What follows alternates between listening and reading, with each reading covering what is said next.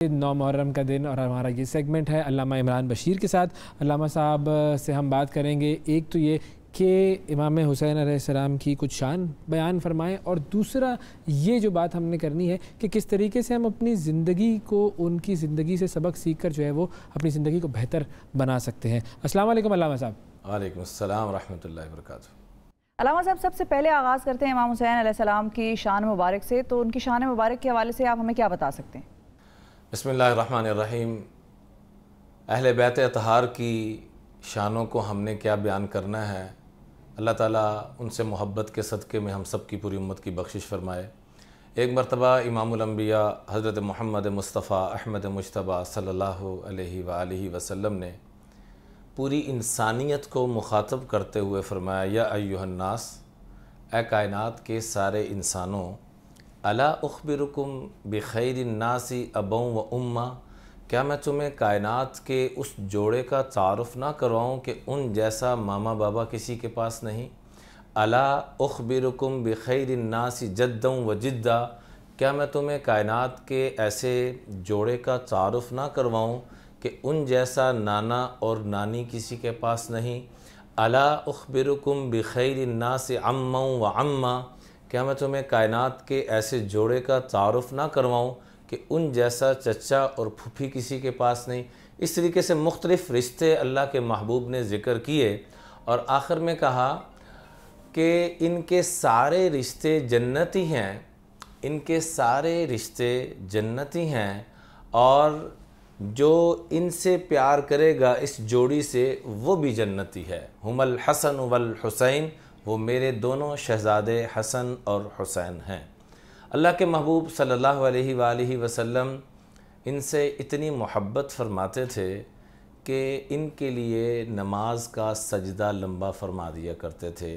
اور اپنے کندھوں پر بٹھا کر بازار میں لے کے جایا کرتے تھے۔ ایک مرتبہ سیدنا عمر فاروق رضی اللہ تعالیٰ عنہ نے دیکھا اور دیکھ کر فرمایا، کیا خوبصورت سواری ہے، نعم المرکوب مرکوبکما۔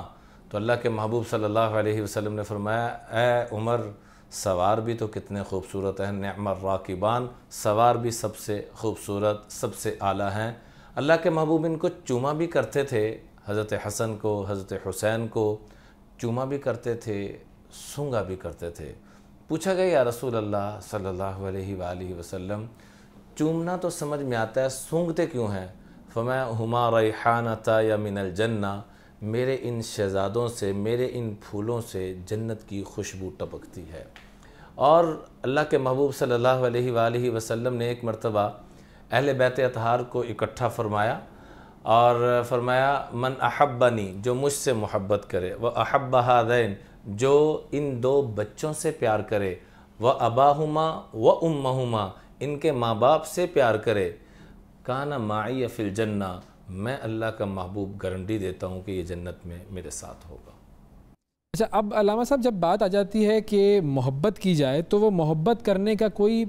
طریقہ کار جو کہ ہمیں سنت مبارک سے ملتا ہو حضور صلی اللہ علیہ وآلہ وسلم کی، وہ طریقہ کار کیا ہوگا ان سے محبت کا جو سب سے بہترین طریقہ ہو؟ ان سے محبت کرنے کا سب سے بہترین طریقہ یہ ہوگا کہ ہم ان کی تاریخ مبارکہ کو پڑھیں۔ جس طریقے سے انہوں نے زندگی گزاری، ہم بھی اس طرز پہ زندگی گزاریں، اور کچھ نہیں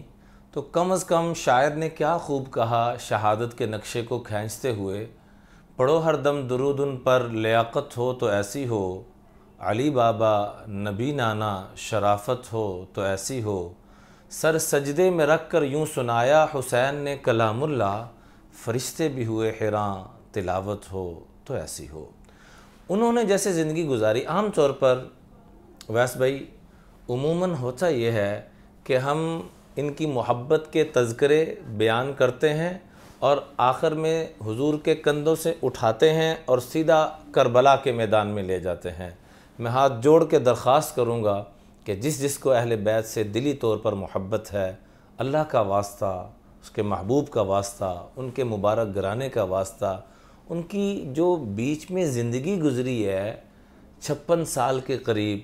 وہ بھی تو اللہ کا واسطہ پڑھیں۔ ہم نے الحمدللہ اس موضوع پہ تقریباً 18 سے 20 جمعے مستقل اس موضوع کو لے کر کہ ان کی حیات مبارکہ کیسی تھی، ان کا عوام الناس سے کیسا تعلق تھا، خواص سے کیسا تھا، غرباء سے کیسا تھا، اور ان کی سب سے بڑی دلی تمنا کیا تھی، ان اعفى الناس من عفا عن قدرہ، کہ سب سے بڑا کریم وہ ہے، سب سے زیادہ ہم سے پیار کرنے والا وہ ہے جو قدرت کے باوجود معاف کر دے۔ تو ان کی سیرت مبارکہ کو پڑھنا، اور جب یہ دنیا سے رخصت ہوتے ہیں تو حضرت امام زین العابدین جو حضرت کے بیٹے ہیں، ان کے کندھوں پر بھی ایسے نشانات تھے جیسے ایک مزدور مزدوری کرتا ہو تو اس کے کندھوں پر جو کائنات کی سرداریاں جن کے جھولی میں رب نے ڈالیں، وہ اتنی عوام الناس کی خدمت کر رہے ہیں کہ کندھوں پر اور کمر پر بوریے اٹھا کر جو لوگوں کے گھروں میں راشن دے کے آتے تھے اس کے نشانات پڑ چکے تھے۔ تو اگر ہمیں ان سے محبت ہے، عملاً کرنا چاہتے ہیں، تو جو شعر میں 3 چیزیں کہی ہیں کہ نہ انہوں نے نماز چھوڑی، نہ انہوں نے قرآن چھوڑا، نہ انہوں نے عدل کا دامن چھوڑا، یہ 3 چیزوں کو ہم اپنا لیں، اللہ کے فضل و کرم سے ہم ان سے صحیح معنی میں عشق کرنے والے ہو جائیں گے۔ اور آخر میں یہ بات بھی آپ نے بڑی اہم کی، کیونکہ معاملہ عدل کا جب آ جاتا ہے تو عدل کرنے کے لیے انسان کو کسی رتبے پر فائز ہونا پڑتا ہے، یعنی کہ وہ حکومت میں ہو یا وہ جوڈیشری میں ہو، قاضی ہو، اس طرح کے معاملات۔ اب جب ہم عدل کی بات کرتے ہیں تو عدل کے حوالے سے ہمارے حکمرانوں کے لیے کیا رہنمائی ہے، ہمارے لیے کیا رہنمائی ہے ان ہستیوں کی ذات سے؟ جی، حکمرانوں کو ویسے بھائی بڑے میسیجز، حکمرانوں کو بھی، عوام کو بھی۔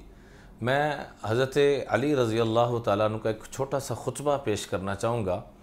جو انہوں نے اپنے دونوں شہزادوں کو مخاطب کر کے، یا حسن و یا حسین اوصیکم بتقوی اللہ، میں تمہیں اللہ کے تقوی کی وصیت کرتا ہوں، اور صرف تمہیں نہیں، وجمیع ولدی ومن بلغہ بکتابی، جو بھی میری آل اولاد میں قیامت تک آئے گا اس کو بھی، اور میرے جو قیامت تک چاہنے والے ہیں، اہل بیت کے دیوانے ہیں، اللہ کی قسم کائنات میں سب سے بڑے دیوانے، سب سے زیادہ محبت کرنے والے اہل بیت اطہار کے صحابہ کرام تھے۔ تو انہوں نے جیسے محبت کی، اللہ ہمیں بھی اس کا کوئی ذرہ نصیب فرمائے۔ اہل بیت اطہار کو اور میرے آپ تک ایک پیغام دیا کہ میں تمہیں 2 باتوں کی وصیت کرتا ہوں، ایک تو اللہ کا تقوی اختیار کرنا۔ اچھا، تقوی کے اوپر میں چھوٹی سی بات عرض کرنا چاہوں گا۔ قرآن پاک میں 250 مرتبہ تقوی کا ذکر ہے، اور بالکل ابتدا میں بھی کہہ دیا الف لام میم ذالک الکتاب لا ریب فیہ ھدی للمتقین۔ تمام صحابہ نے، تمام امت نے، تمام لوگوں نے حضور کے قدموں میں بیٹھ کر قرآن سیکھا۔ 2 ہستیاں ایسی تھیں جنہوں نے حضور کے کندھوں پہ بیٹھ کے قرآن سیکھا، حسن اور حسین۔ ان سے پوچھا گیا تقوی کی تعریف آپ فرمائیے۔ تو ویسے تو تقوی کا لفظی معنی ہے ہر گناہ سے بچنا، لیکن حضرت امام حسن اور حسین دونوں سے یہ روایات مروی ہیں، فرمایا تقوی یہ ہے اللہ ترى نفسک خیرا، تمہیں اپنی خوبی نظر نہ آئے، دوسرے کی خامی نظر نہ آئے، تو سمجھ لینا کہ تو رب کے کاغذوں میں متقی بن گیا۔ ایک تو یہ وصیت فرمایا کرتے تھے۔ دوسری وصیت فرمایا کرتے تھے اِنَّ صلاح ذات البین افضل من عامت الصلاۃ والصیام والحج والصدقہ، جتنی عبادتیں ہیں سب ایک طرف کر دو، اور آپس کا جوڑ، آپس کی محبت، آپس کا اتفاق، آپس کی الفت، یہ اگر تم نے اپنے اندر پیدا کر لی تو اللہ کے ہاں تمام عبادت کرنے والوں سے تم اعلیٰ اور افضل ہو جاؤ گے۔ اس میں حکمرانوں کی جو آپ نے بات فرمائی ویس بھائی، اس میں یہ عرض کرنا چاہوں گا کہ حضرت علی رضی اللہ تعالیٰ عنہ کائنات کے وہ حکمران ہیں، کائنات کے وہ جج ہیں کہ جس کے بارے میں اللہ کے محبوب نے فرمایا کہ پوری امت کے قوت فیصلہ کرنے والے ایک طرف، اور جو میرے علی کو، چونکہ نام ہی علی، علی کا ترجمہ ہی کیا کہ ہر جگہ جو بلندی پہ نظر آئے، ہر جگہ جو واضح اور ظاہر نظر آئے، تو کیا کہا کہ میری امت میں سب سے بڑا قوت فیصلہ رب نے جس کو عطا فرمایا ہے وہ میرا پیارا علی ہے۔ حضرت علی رضی اللہ تعالیٰ عنہ کا میں ایک چھوٹا سا واقعہ، اس خاندان سے ہمیں کیا سبق ملتا ہے جو آپ نے فرمایا معاف کرنے کا یا حکمرانی کرنے کا۔ آپ ذرا غور فرمائیے، سب سے بڑے جج اور فیصلہ کس کے متعلق آ رہا ہے؟ اس امت کا سب سے بڑا مجرم، اللہ کے محبوب نے اپنی زندگی میں فرما دیا تھا کہ میری امت کا سب سے بڑا بدبخت جو ہوگا وہ اے علی آپ کا قاتل ہوگا۔ اس کا نام تھا عبد الرحمن ابن ملجم۔ اس لیے کہتے ہیں خالی ناموں سے کام نہیں چلتا، نام کے ساتھ کردار بھی اچھا ہونا چاہیے۔ عبد الرحمن ابن ملجم یہ ساری رات تلاوت کرتا تھا، نفل پڑھتا تھا، اور لوگوں کو ترس آتا تھا اس کے اوپر کہ یہ کہیں مر نہ جائے، اتنی عبادت۔ میں ہاتھ جوڑ کے درخواست کروں گا کہیں ہم بھی اس کی طرح کی عبادت تو نہیں کر رہے کہ ہم نمازیں بھی پڑھ رہے ہیں، روزے بھی رکھ رہے ہیں، صدقہ زکوٰۃ بھی سب کچھ کر رہے ہیں، اور ساتھ دوسروں کا دل بھی دکھا رہے ہیں، ساتھ دوسروں کے ساتھ ظلم بھی کر رہے ہیں، ماں باپ کا دل دکھا رہے ہیں، ہمسایوں کا دل دکھا رہے ہیں، عامت الناس کا دل دکھا رہے ہیں، اپنے ماتحتوں کے ساتھ ظلم زیادتی کر رہے ہیں۔ اگر ہم اس روش پہ جا رہے ہیں تو ہم بھی اسی کی لائن میں جا رہے ہیں۔ پہلی بات، حضرت علی کے پاس جب اس کو لایا گیا، جب اس نے سر پہ وار کیا اور پورا جسم خون سے لت پت، میں پھر بات دہراؤں، کائنات کا سب سے بڑا مجرم اور کائنات کے سب سے بڑے جج اس امت کے حضرت علی کے پاس سب سے بڑے مجرم کو لایا جا رہا ہے، اور فیصلہ کیا فرما رہے ہیں؟ پہلی بات کیا فرمائی؟ ان کے لیے مشروب پیش کیا گیا تو فرمایا پہلے اس کو پانی پلاؤ، اس کا سانس پھولا ہوا ہے، اور اس کے بعد اپنے دونوں بچوں کو، دونوں شہزادوں کو بلا کے فرمایا اے میرے پیارے بچوں، تم ایک بات کا خیال رکھنا، اطیبوا طعامہ وَأَلِینُوا فراشا، اس کو کھانا دینا تو گرم کھانا دینا، تازہ کھانا، فریش کھانا دینا، اور اس کو بستر دینا تو نرم بستر دینا، کائنات کے سب سے بڑے مجرم کے ساتھ۔ اور آج ہمارے تھانے کچہریوں میں کیا ہو رہا ہے؟ وہ ملزم ہوتا ہے تو ہم نہ سردی نہ گرمی، پتہ نہیں کون کون سے، میرا اکثر پورے پاکستان کی جیل خانہ جات میں جانا ہوتا ہے، اللہ حفاظت فرمائے۔ میں تمام عہدیداران سے یہ ہاتھ جوڑ کے درخواست کروں گا، اس سے بڑا کوئی مجرم نہیں آیا اور ان سے بڑا کوئی جج نہیں آیا، وہ اس کے لیے کیا فیصلہ فرما رہے ہیں۔ اور اگلی بات کیا فرمائی؟ فَإِنْ أَعْشَ فَأَنَا أَوْلَى بِهِ قَصَاصًا وَعَفَافًا، اے میرے بچوں اگر میں زندہ رہا تو میں زیادہ حقدار ہوں کہ اس سے بدلہ لوں یا اس کو معاف کروں، اور میری دلی تمنا سن لو، اگر میں دنیا سے چلا گیا تو اس کو معاف کر دینا، یہ تقوی کے زیادہ قریب ہے، اس کو معاف کر دینا۔ یہی معاملہ آگے حضرت حسن اور حضرت حسین نے فرمایا۔ حضرت حسن نے اپنے قاتل کے ساتھ یہی معاملہ، حضرت حسین رضی اللہ تعالیٰ عنہ دشمن آ چکے ہیں اور اپنا پانی بھی دیا جا رہا ہے، اپنا کھانا بھی دیا جا رہا ہے، حتیٰ کہ ان کے جانوروں کو بھی سیراب کیا جا رہا ہے، اور کیا کہا جا رہا ہے ان کو جس چیز کی ضرورت ان کو دیتے رہنا۔ اور بعد میں آگے ان کے بیٹے حضرت امام زین العابدین جو بیمار کربلا جو اس وقت وہاں پر موجود تھے، اور ویسے بھی میں تقریباً پاکستان کے جتنے چینلز ہیں مختلف جگہ پر جانا ہوتا ہے اور مختلف موضوعات پہ گفتگو ہوتی ہے، لیکن یقین کریں جب اہل بیت اطہار کی اور شہداء کربلا کی باری آتی ہے تو نہ تو میرے میں ہمت ہو پاتی ہے کہ میں وہ واقعہ بیان کر سکوں، اور اس لیے میں بیان بھی نہیں کر سکوں گا کہ میرے ماں باپ کو کسی نے اتنی بے دردی سے شہید کیا ہو تو میں کیا اس کو بیان کروں گا، کہ رونا ہی رو سکتا ہوں۔ جب بھی دیکھا کیمرہ مین بھی رو رہے ہیں، اینکر پرسن بھی رو رہے ہیں، عوام بھی رو رہی ہے، عجیب طرح کی کیفیت ہو جاتی ہے۔ لیکن میں آج ہم سن کے ہماری یہ کیفیت، تو جنہوں نے آنکھوں دیکھا سارا معاملہ کیا ہو ان کی کیا کیفیت ہوگی۔ تو حضرت امام زین العابدین کے پاس بعد میں ابن زیاد آتا ہے جو اس وقت کوفہ کا سربراہ تھا، اور آ کے کیا کہتا ہے، پیاس سے مر رہا تھا، جھونپڑی دیکھی کہ شاید یہاں مجھے پانی مل جائے، آگے بڑھا تو کیا دیکھتا ہے کہ حضرت امام زین العابدین تلاوت فرما رہے ہیں، 40 سال تک کھل کھلا کے ہنسے نہیں۔ بیوی کہنے لگی کہ آپ ہنستے کیوں نہیں ہیں؟ کہا حضرت یوسف علیہ السلام اپنے باپ سے جدا ہوئے تھے تو باپ رو رو کے، قرآن کہتا ہے وَبْيَضَّتْ عَيْنَاهُ مِنَ الْحُزْنِ، رو رو کے ان کی آنکھوں سے بینائی چلی گئی، میرے جدا نہیں ہوئے، میرے تو پکے پکے چلے گئے۔ اس حالت میں بھی تلاوت کر رہے ہیں اور ساتھ رو رہے ہیں، اور ابن زیاد ظالم شخص آتا ہے، اس کائنات کا بدترین انسان، اور آ کے کیا کہتا ہے، مجھے پانی مل سکتا ہے؟ پہلے تو دیکھ کے مرتا، واپس ہو گیا، جیسے کہتے ہیں مرتا کیا نہ کرتا، پھر واپس آیا، پیاس سے مر رہا تھا، پانی مانگا تو مسکراتے چہرے کے ساتھ اٹھے اور ایک کٹورا پانی کا، دوسرا، تیسرا،